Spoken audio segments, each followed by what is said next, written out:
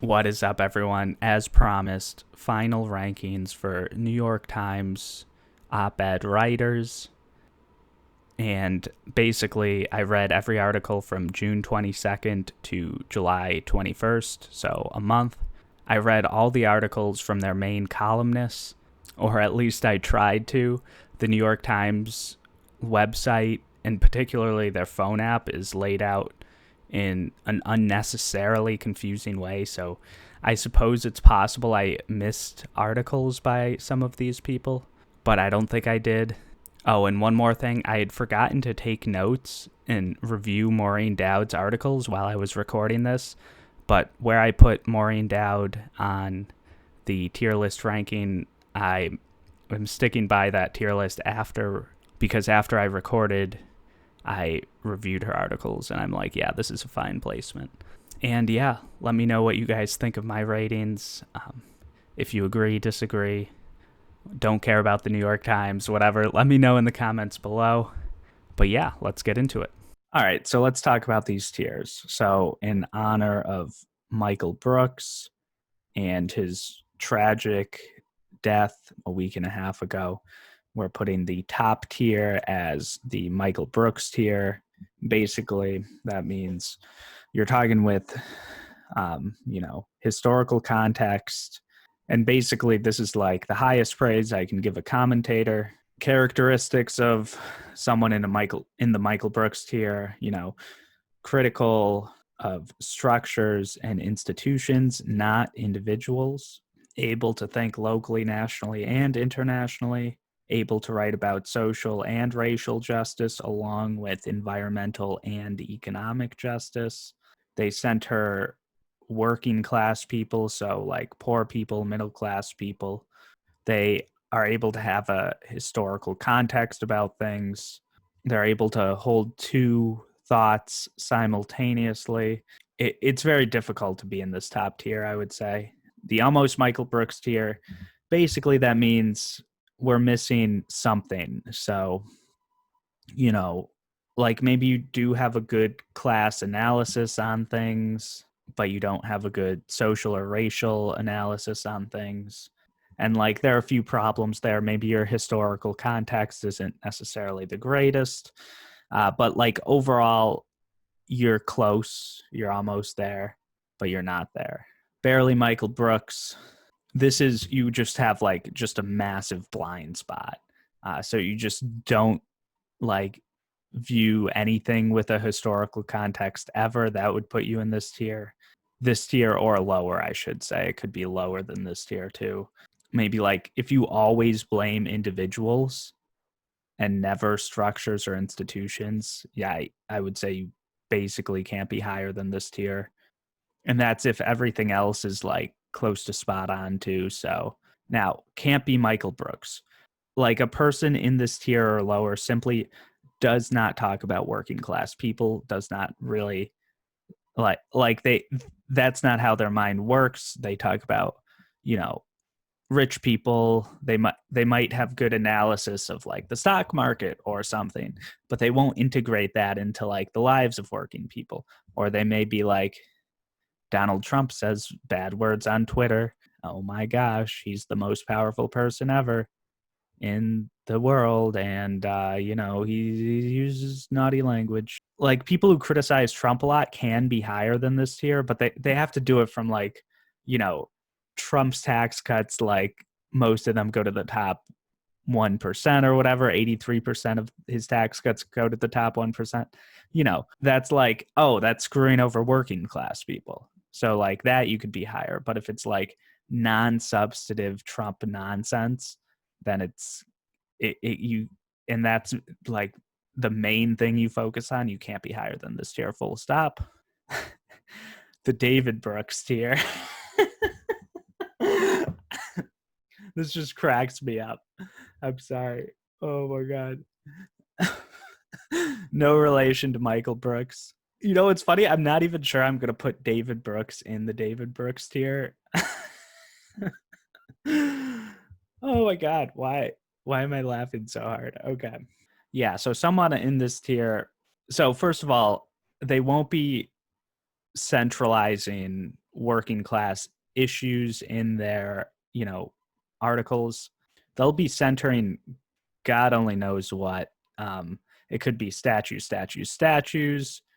It could be like a lot of things. But unlike this tier, like if you're in the David Brooks tier, you're actively saying dumb things.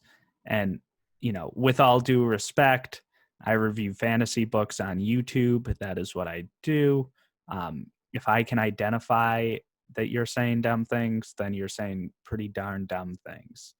And then this tier, no explanation needed. And Brett Stevens, we'll just get right into it here. So obviously, I said in my first tier list, my before doing the vlog tier list, I said Brett Stevens was in the lowest tier. I'm kind of doing different tiers than I did in that video.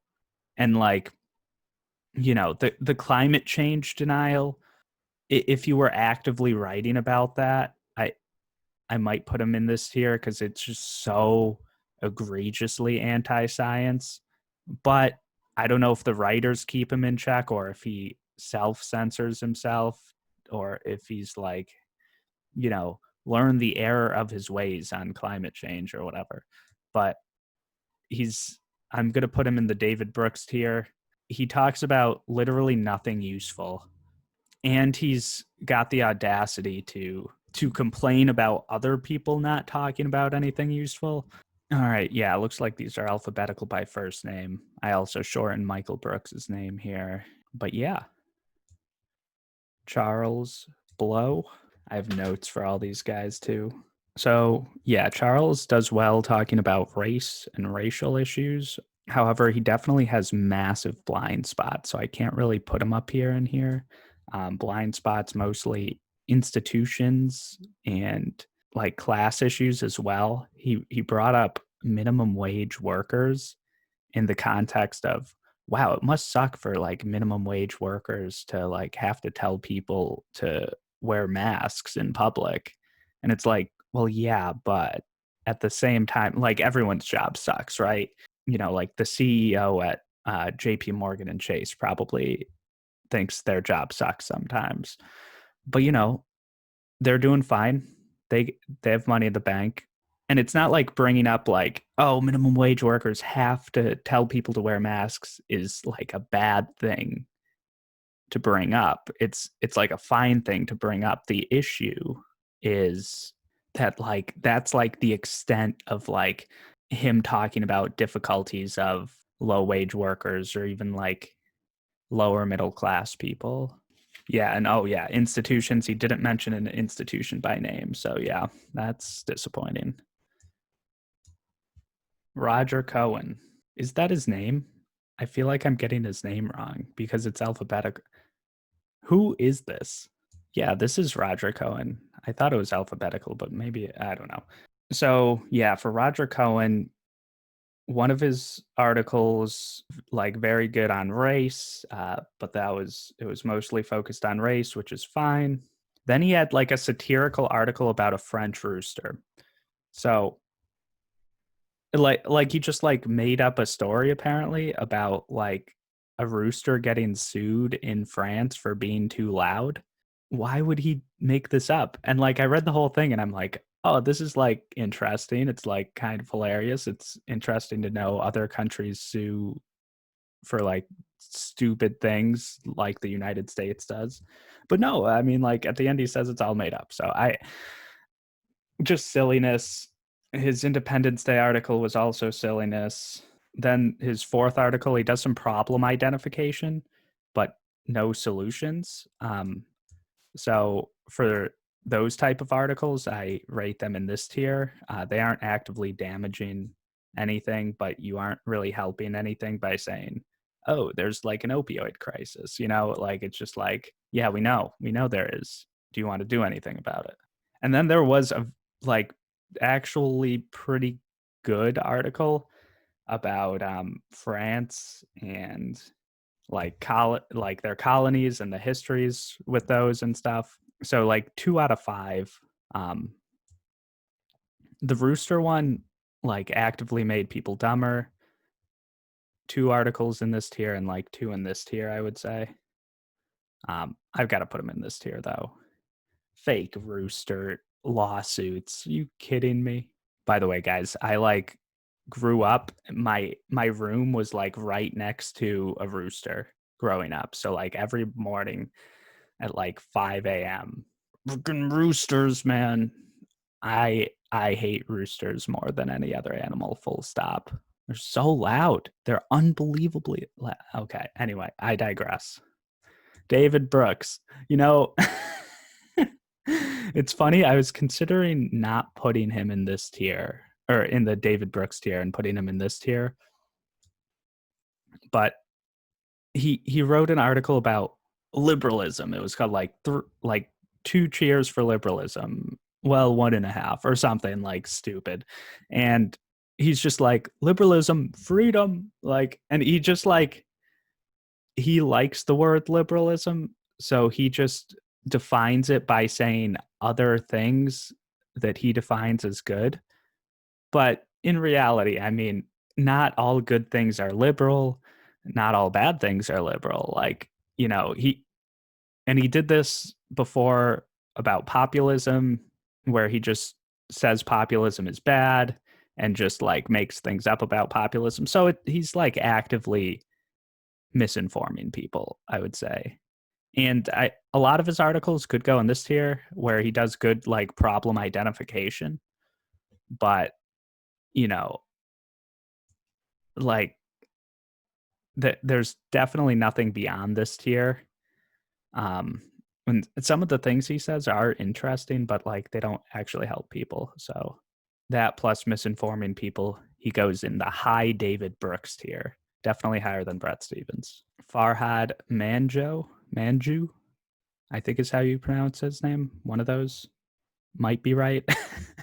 I'm sorry. This is definitely the highest writer so far on the list. I'm like up in the air between these two.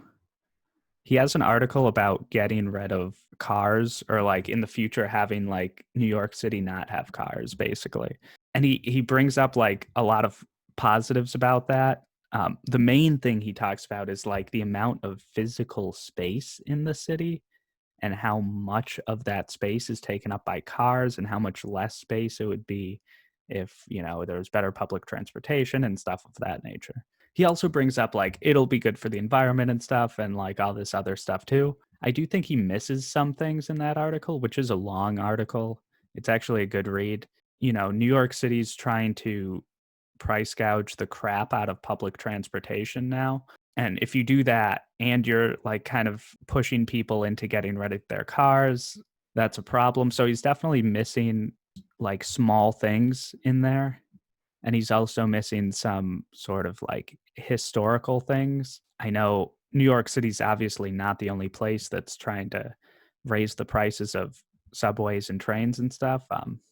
Argentina, obviously the feminista protests in Argentina and Chile, those are mainly sparked, the recent ones, by increasing the prices of trains and people not being able to afford them or not wanting to pay for those, especially when, millionaires and billionaires in that country are being treated far too kindly. These are like kind of little blind spots that I see with him.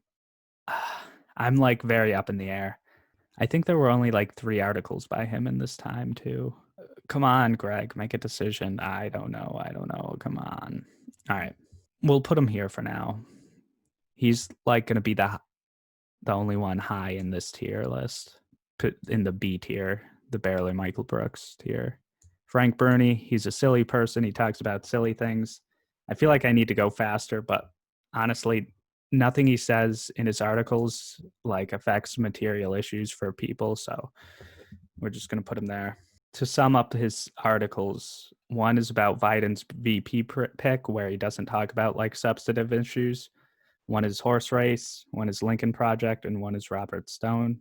And he admits in his Lincoln Project article, he's quoting someone with the Lincoln Project, but he's quoting this person in a positive way, which probably means he generally agrees with the person he's quoting. So the Lincoln Project person says, "The heart of politics is not about policy. I can disagree with you on 8 out of 10 issues, but if you're an honest, honorable, empathetic human being, we can do business. But like he admits it there. The heart of politics is not about policy. Yes, it is. Yes, it is. It's about improving people's lives. That's why you do not get any higher than this tier, Frank Bruni. All right, Gail Collins. Do I put her lower than Frank Bruni? Okay. Collins suffers from this thing that I'm going to call, some people online call it Trump derangement syndrome. It's a little harsh, but I'm going to be honest, I have no idea what Gail Collins would write about if she weren't writing about Trump. Because even when she like tries to talk about other things in her article, she's like, "Oh yeah, Trump tweeted about this thing also." Like, it's just like, come on, man, come on. Like, we get it, Trump's bad. She even had like a BuzzFeed like quiz article, and it wasn't even like a good quiz. It was like you know how BuzzFeed does those quizzes where it's like, who said it? Donald Trump, Lord Voldemort, or like Saruman or something. And it's like, this is hilarious. I love this. It's like obviously very bleak too because Donald Trump is saying these things, but like the bleakness is part of its charm, making the best out of a bad situation. Collins wrote like an article that would have gotten rejected by BuzzFeed, basically.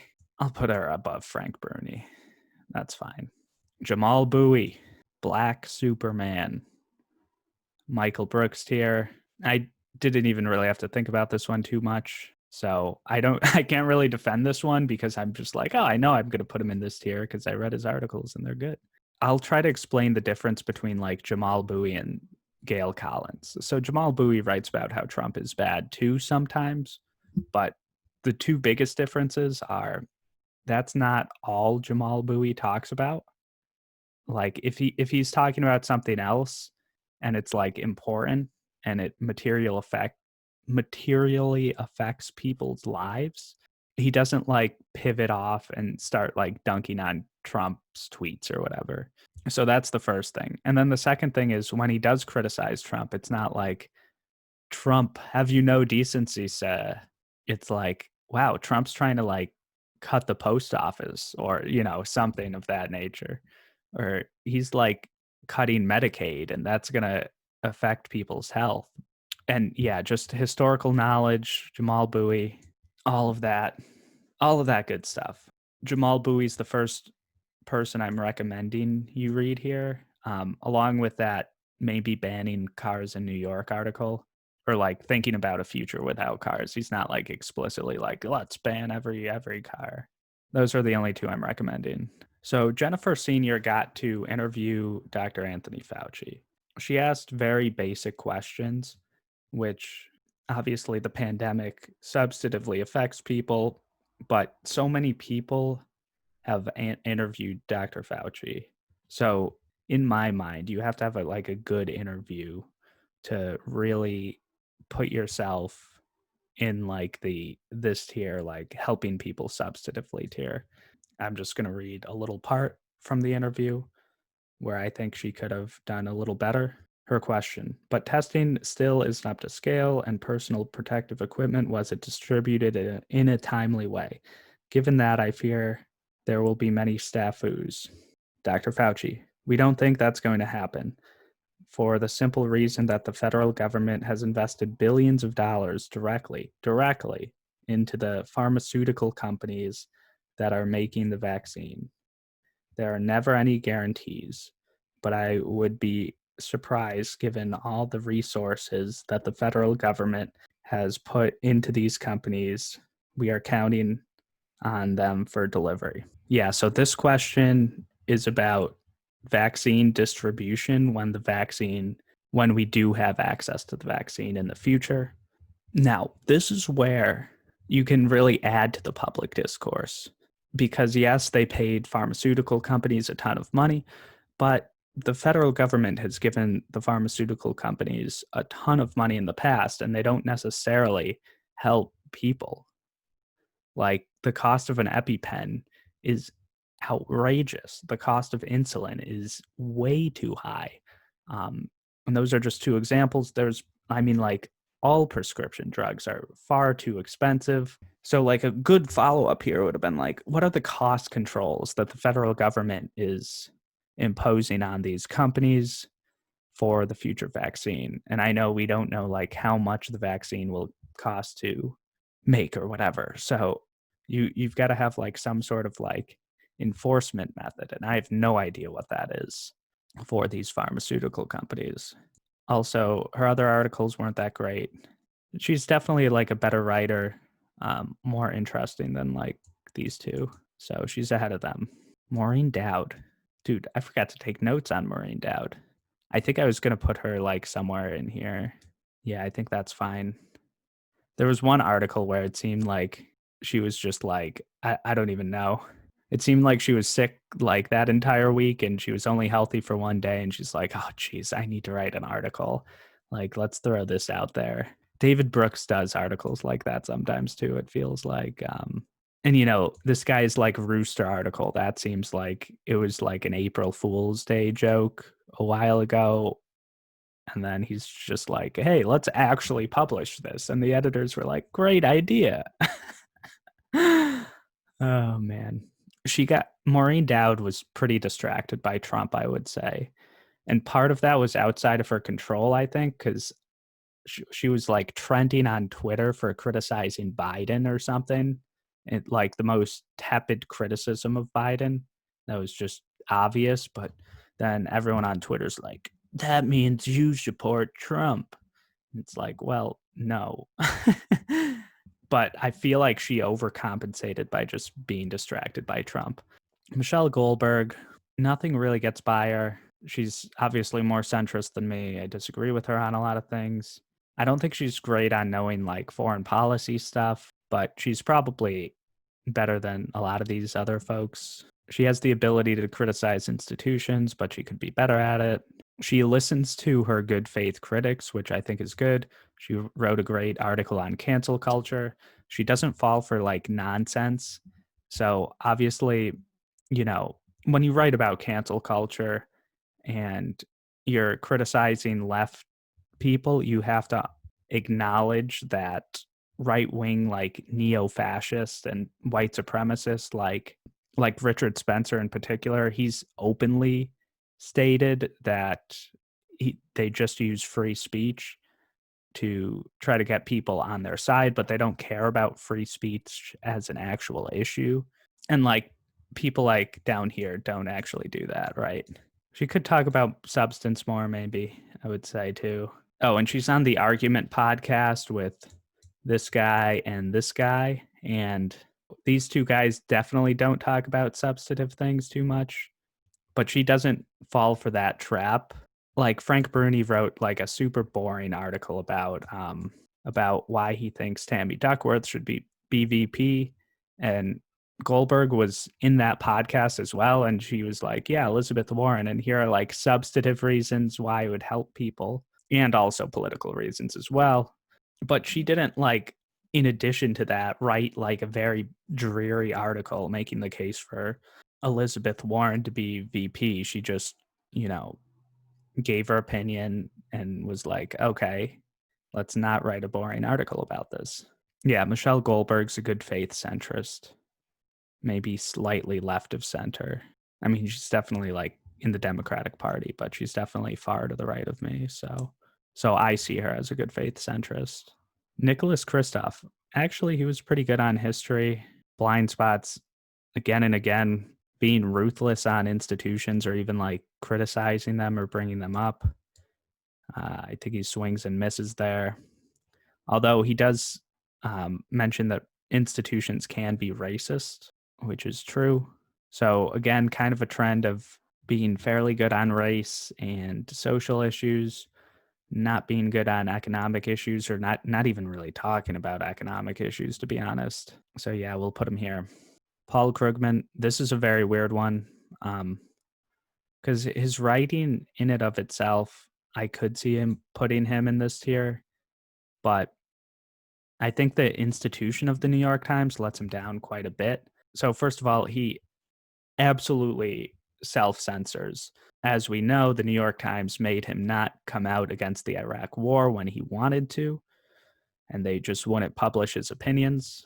He always sounds like a Bernie Sanders supporter, but then he'll like, when it comes time for him to like actually support someone, he'll be like, well, there's like some Bernie people on Twitter that are like really mean, and like he'll just get caught off in the weeds.